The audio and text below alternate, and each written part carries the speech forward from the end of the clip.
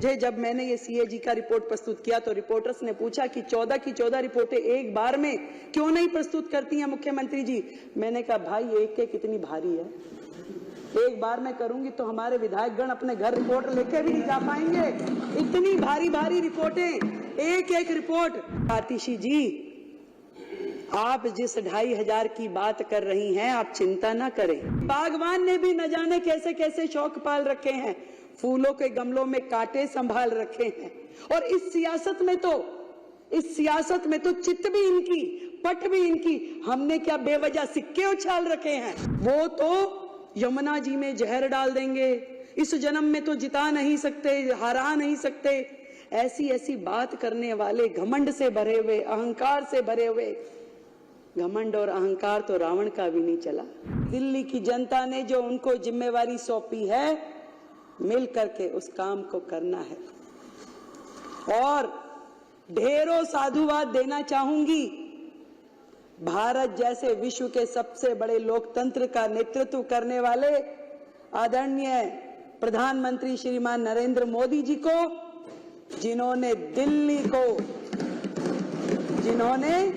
दिल्ली को एक ऐसे कुप्रशासन से, ऐसी आपदा से मुक्त कराया जिसके कारण से दिल्ली वासी 10 साल से अधिक समय से जो दर्द झेल रहे थे, जो तकलीफ पा रहे थे, आदरणीय प्रधानमंत्री मोदी जी के नेतृत्व में उस आपदा से दिल्ली मुक्त हो पाई। प्रचंड जीत भारतीय जनता पार्टी को मिली। दिल्ली ने भर भर के आशीर्वाद दिया। और मैं भी आज इस सदन में दिल्ली की जनता को, इस सदन के माध्यम से ये बताना चाहती हूं कि जो संकल्प पत्र में वायदे दिल्ली की जनता के साथ किए गए हैं, जब तक वो पूरे नहीं होंगे, मैं और मेरी पूरी टीम चैन की सांस नहीं लेंगे। दृढ़ संकल्प है, पूरी समर्पण के साथ, एक निष्ठा के साथ, उत्साह के साथ दिल्ली में काम करना है। वो लोग जो पहले इस सदन का उपयोग केवल और केवल माननीय उपराज्यपाल जी को, माननीय प्रधानमंत्री जी को आपत्तिजनक, अपमानजनक, अभद्र शब्दों का इस्तेमाल करते हुए इस सदन का उपयोग करते थे, आज इस सदन का उपयोग दिल्ली की जनता की भलाई के लिए, योजनाएं बनाने के लिए, उनके क्रियान्वयन के लिए और दिल्ली को विकसित दिल्ली बनाने के लिए इसका उपयोग होने वाला है। माननीय अध्यक्ष जी, आज आपके माध्यम से मैं ये कहना चाहती हूँ। 20 तारीख को जब शपथ ग्रहण हुआ, उसी दिन एक एक पल का उपयोग करते हुए हमने कोई विजय उत्सव मनाने के लिए नहीं निकल पड़े। हम आए सचिवालय में, हमारी पूरी टीम ने अपना ऑफिस का कार्यभार संभाला। हमने पहली कैबिनेट की मीटिंग पहले दिन, शपथ वाले दिन ही करी, और जिसके कारण से पिछली सरकार के कारण से लंबित आयुष्मान योजना को हमने पहली कैबिनेट मीटिंग में पास किया। हम घर नहीं गए कि मिठाई खानी है, खिलानी है, ढोल बजाने हैं। हम लोग उस दिन पूरा दिन अलग अलग विभागों की मीटिंगों में लगे रहे। हम गए यमुना जी पे आरती करने के लिए, अपना संकल्प दोहराने के लिए कि हे मां यमुना, जो हमने वादा किया है, जो हमारे प्रधानमंत्री जी ने यमुना जी के लिए स्वप्न देखा है, जो दिल्ली की जनता का अधिकार है, इस यमुना मां को स्वच्छ बनाने के लिए पूरा काम कर लेंगे। हम पूरा दिन उसी काम में लगे रहे। आज 8 दिन और 9वां दिन आज माने तो एक एक दिन मैं और मेरे मंत्री और मेरे विधायकगण अपने क्षेत्र की जनता के साथ मिल करके दिल्ली को कैसे सुधारना है, क्या क्या काम होने हैं, केवल जनता के बीच में जा करके वो काम कर रहे हैं। इससे पहले ये लवली जी ने सदन में एक बात कही थी, वो बिल्कुल सही बात है कि पहले जनता को अपेक्षाएं शायद बड़े बड़े प्रोजेक्ट की होती थी कि भाई कम्युनिटी हॉल बना दीजिए, कॉलेज बना दीजिए, स्कूल बना दीजिए, पर 10 सालों में जनता इस लेवल पे आके खड़ी हो गई कि वो कहती कि मेरा सीवर साफ करा दो, मेरी नाली बनवा दो, मेरे गड्ढे भरवा दो। इस कदर दिल्ली की जनता को परेशान करके वर्षों पीछे धकेलने वाली सरकारें आज यहाँ पर नहीं है। आज विपक्ष सामने बैठा होता तो शायद बात करने में कुछ मजा आता, उनके सामने कहने में, उनकी बातें बताने में। दूसरे ही दिन जब शपथ ग्रहण था तो आतिशी जी मेरे कमरे पे आ गई सब विधायकों को लेकर के, और मैंने तो देखा वो तो पहले दिन से ही इसी कार्य में लग गई थी कि क्या किया जाए, कैसे पब्लिसिटी पाई जाए, कैसे मीडिया में आया जाए। बैनर बना लिए गए कि 2,500 रुपए कब दोगे।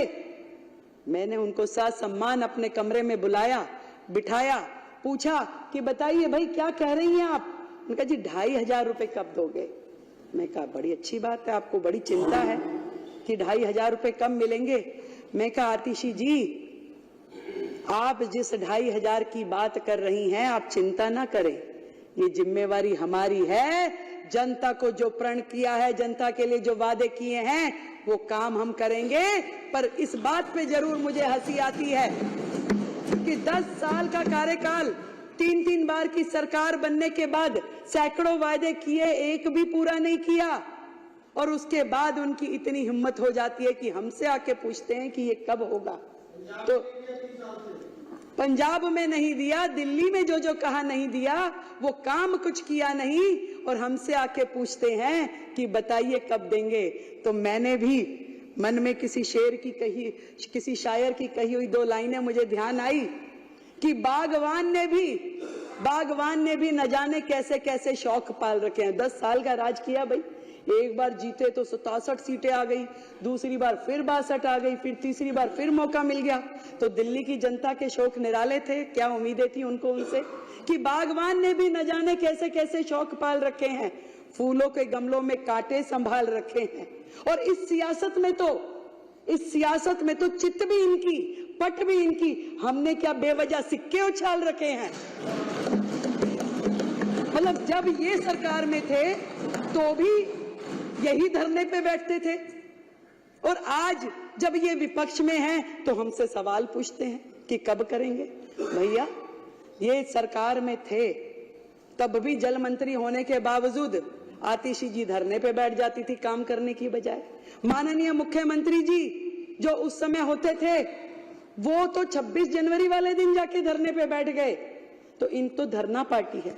इन्होंने अपने कार्यकाल में केवल प्रेस कॉन्फ्रेंस, केवल बाइट देना, केवल इंस्टाग्राम ट्विटर पे पोस्टर डालना और मनगढ़ंत कहानियां बनाना, इसके अलावा किया क्या है। इनके विचार, इनकी सोच जिस कदर स्पीड में चलती है उसको तो कोई फॉलो नहीं कर सकता भाई।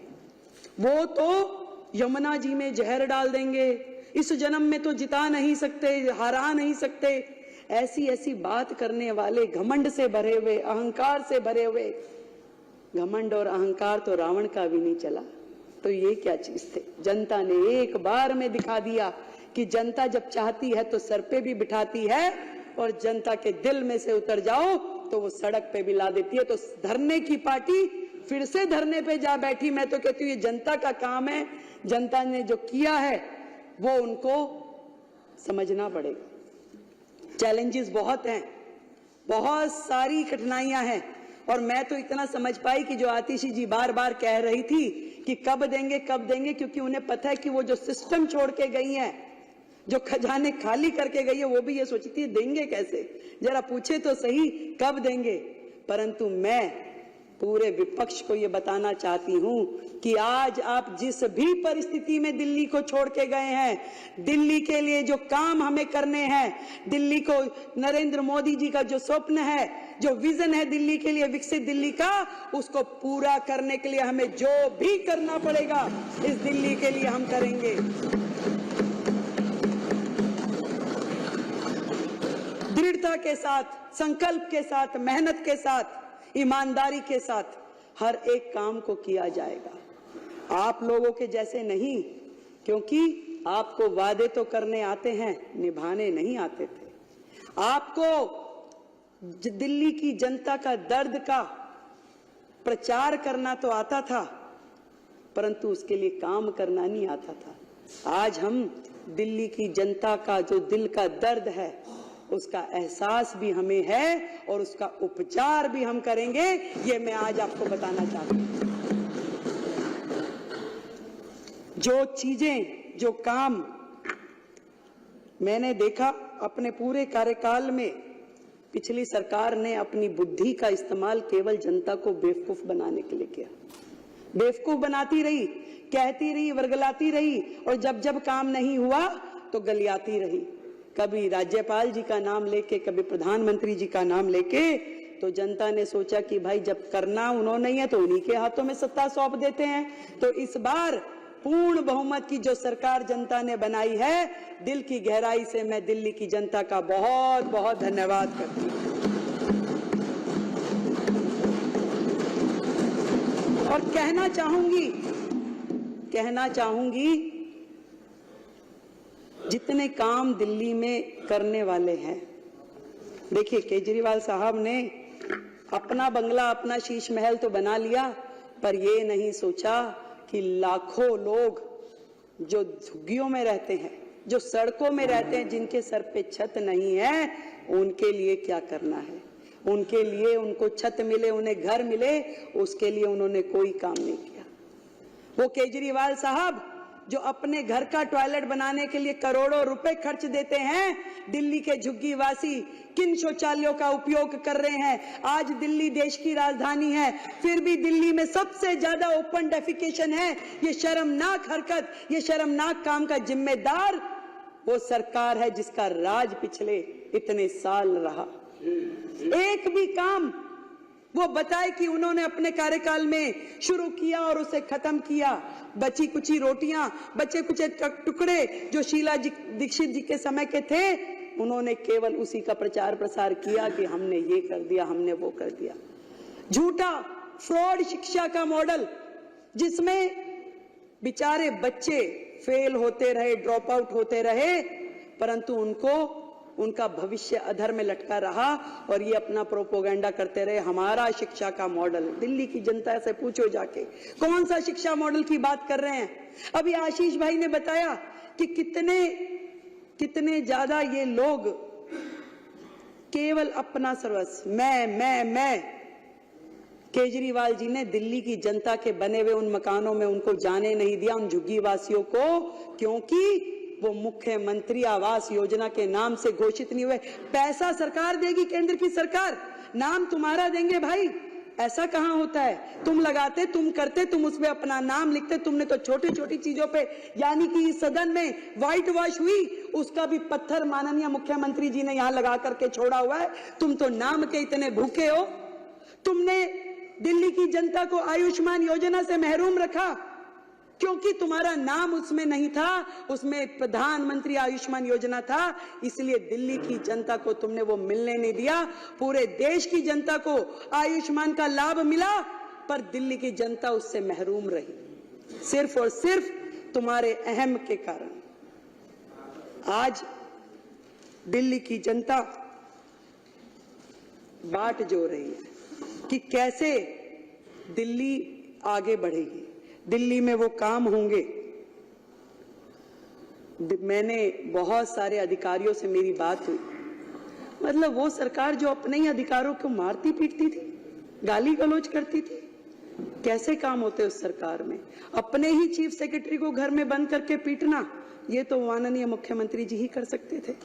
ऐसे लोग जो इस राज्य से कर वसूल करके दूसरे राज्यों में चुनाव में जाके खर्च करते थे, केवल एजेंडा था कलेक्शन हो जाए और उसके बाद खर्च कहां करना है वो कोई नहीं जानता था।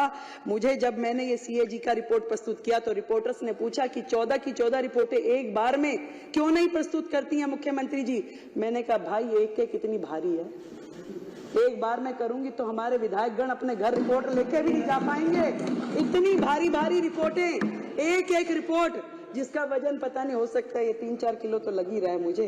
तो इतने पेपर पढ़ना उनको समझना, तो एक एक करके निकाल रहे हैं तो उनकी सांसें ऊपर नीचे हो रही है और उनकी इतनी हिम्मत नहीं है कि वो सदन में आके सामने बैठ सके, उसे सुन सके। उन्हें बहाना चाहिए था, तस्वीर नहीं लगी।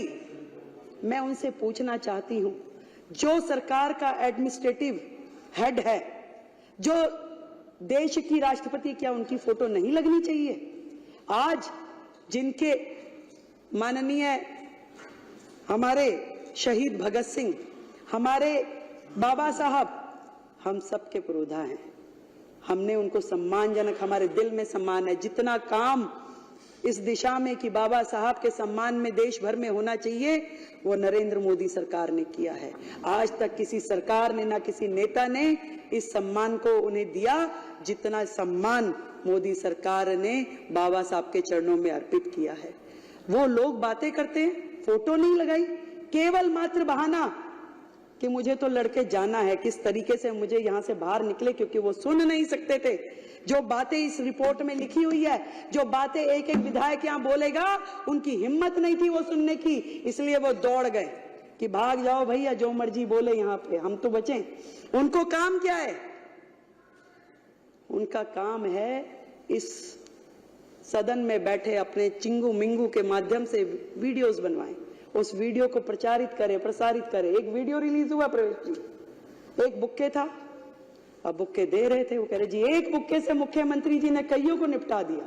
भाई मैं तो बनियों की लड़की हूं, मैं तो फजूल खर्ची कर नहीं सकती।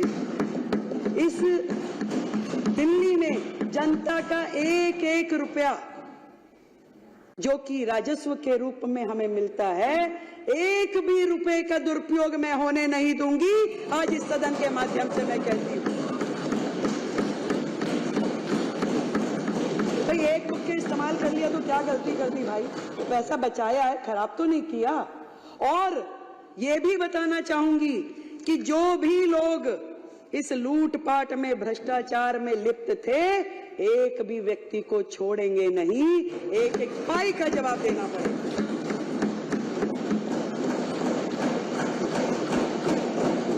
चुनाव के दौरान बहुत सारे पोस्टर लगे, स्टिकर लगे, भाई हो तो ऐसा, भाई हो तो ऐसा, डैश डैश डैश। ऐसा भाई जिसने दिल्ली की बहनों के परिवार बर्बाद कर दिए, घर बर्बाद कर दिए, एक के साथ एक फ्री देने वाला तो सर एक ही मुख्यमंत्री है पूरे के पूरे देश में। एक ही मुख्यमंत्री, एक के साथ एक फ्री। दारू, कैसे घर बर्बाद हुए, कैसे बहनें खून के आंसू रोई, ये केजरीवाल साहब जो उन्होंने किया वो इतिहास में लिखा गया। जो घर बर्बाद हुए, जब उस बहन का पति उससे लड़ता था तो वो 100 गालियां देती थी केजरीवाल को, और वही बद्दुआएं लगी है कि केजरीवाल जी की पूरी टीम सिमट के, जितने धुरंधर थे, जितने मुखिया थे, सब घर जाकर के दुबक्के बैठ गए। दिल्ली की जनता, दिल्ली की बहनें, उनकी बद्दुआएं उन्हें लगी। जो नीतियां रीतियां उन्होंने अपनाई, जो भविष्य खतरे में डाला, दिल्ली को बर्बाद करने की दिशा में उन्होंने कुछ छोड़ा नहीं। उन्होंने डेवलपमेंट के नाम पे जहां जहां जो करना चाहिए था कुछ भी नहीं किया। केंद्र सरकार से करोड़ों करोड़ रुपए आते रहे और उनको बर्बाद करने के लिए उन्होंने सारे काम किए। यमुना की सफाई के लिए करोड़ों रुपए आए, कुछ काम नहीं किया। दिल्ली में G20 के समय में जितने काम हुए उसमें दिल्ली सरकार का जो शेयर देना था दिल्ली सरकार ने नहीं दिया। मेट्रो के एक्सटेंशन में जो पैसे दिल्ली सरकार ने देने थे दिल्ली सरकार ने नहीं दिए। एक भी काम दिल्ली सरकार ने जो उनका बनता था वो किया नहीं। जब भी जरूरत पड़ी केंद्र सरकार ने ही खड़े होकर के दिल्ली को संभाला। कोविड के समय में भी ना तो केजरीवाल घर से बाहर निकले, ना ही उनके जितने विधायक थे घर से बाहर निकले। एक भी विधायक ने समेत उनके मंत्रिमंडल के किसी दिल्ली की जनता की कोई मदद नहीं करी अध्यक्ष जी। तब भी दिल्ली को संभालने वाले आदरणीय प्रधानमंत्री जी थे और गृह मंत्री अमित शाह जी थे जिन्होंने दिल्ली को संभाला और दिल्ली के प्राण बचाए। कैसे भूल जाएगी दिल्ली की जनता, कैसे भूल जाएगी। आज भी मैं तो यही कहना चाहूंगी कि मिशन मोड पे काम करना पड़ेगा। एक दूसरे पे दोषारोपण की जो प्रथाएं चलती थी, हमें उससे मतलब नहीं है। मीडिया वाले मेरे को रास्ते चलते बाइट के लिए बोलते, मैं मना कर देती हूँ। मैं क्या, कुछ करने तो दो, पहले काम करूंगी, उसके बाद बोलूंगी। और कोई बहाना नहीं, कोई किसी के ऊपर दोषारोपण नहीं, कोई मर्यादित व्यवहार नहीं, केवल और केवल काम।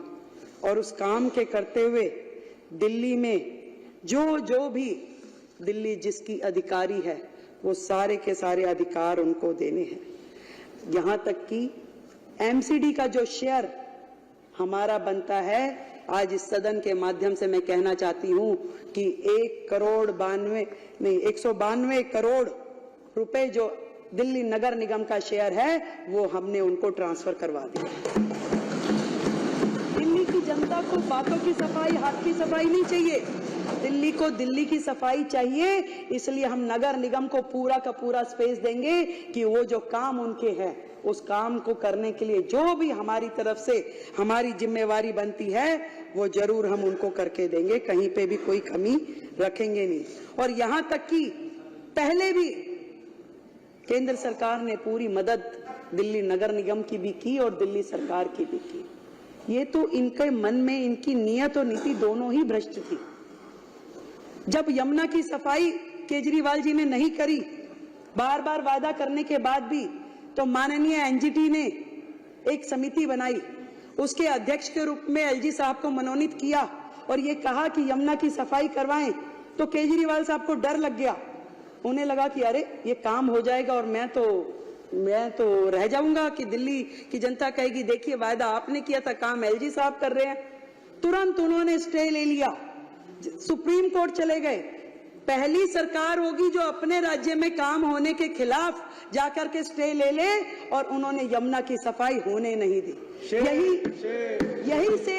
यही सेम काम उन्होंने, जब कूड़े के पहाड़ हटने चाहिए और वो कुछ नहीं कर पा रहे थे, तो एनजीटी ने समिति बना करके एलजी महोदय को अध्यक्ष बनाया, कहा कि ये पहाड़ हटने चाहिए, ये काम होना चाहिए। और हमारी केंद्र की सरकार ने, हमारे नितिन गडकरी जी ने NHAI के माध्यम से जितना भी यहाँ पे वेस्ट था, उसको ले जा के सड़कों, जो नई सड़कें बन रही थी, उसमें उसको यूज किया और बहुत बड़ा एरिया खाली होता गया, चलता गया, परंतु उनको ये भी सुहाया नहीं। और केजरीवाल साहब ने वहां पर भी कोर्ट में जाके स्टे ले लिया कि ये काम भी दिल्ली में होना नहीं चाहिए। कितने शर्म की बात है कि दिल्ली का विकास उनकी प्रायोरिटीज में था ही नहीं। वो एक रिमोट से कई सरकारें चलाना चाहते थे, कभी पंजाब की, कभी दिल्ली की, और कभी अन्य राज्यों में जाकर के गोवा भी मैं ही चलाऊंगा, यूपी भी मैं ही देखूंगा, हरियाणा भी मैं ही करूंगा। ऐसा महत्वाकांक्षी व्यक्ति दिल्ली के भाग्य में लिखा था, अच्छा हुआ छूट गया।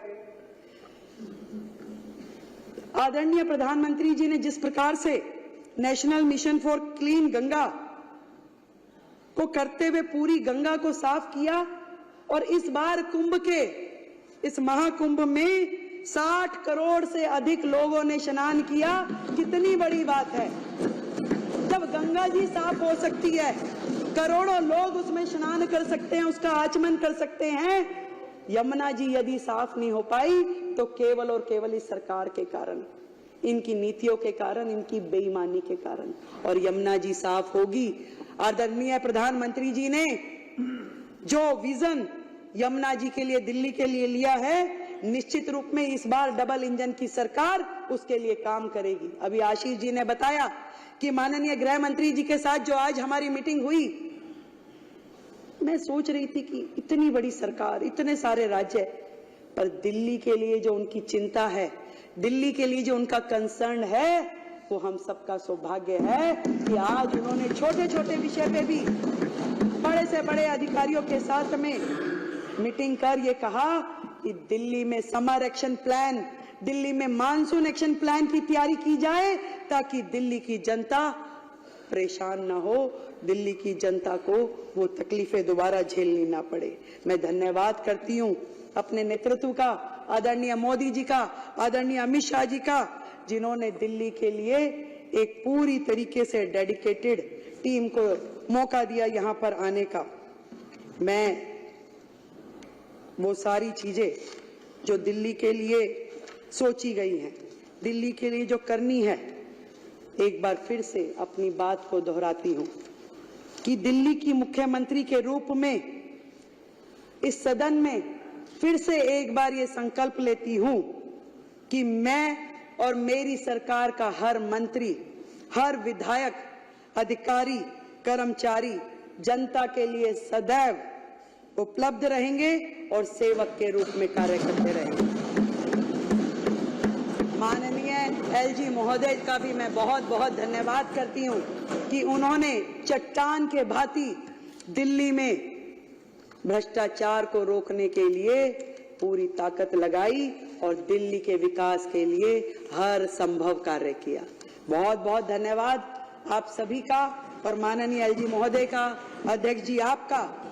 मिल करके दिल्ली के लिए काम करना है, मिल करके दिल्ली को मिशन मोड पे लेके आना है। ये जंग लगा हुआ सिस्टम है, परंतु इसको सुपर एक्सप्रेस के रूप में काम करना है और मिलकर करेंगे। जय हिंद, जय भारती।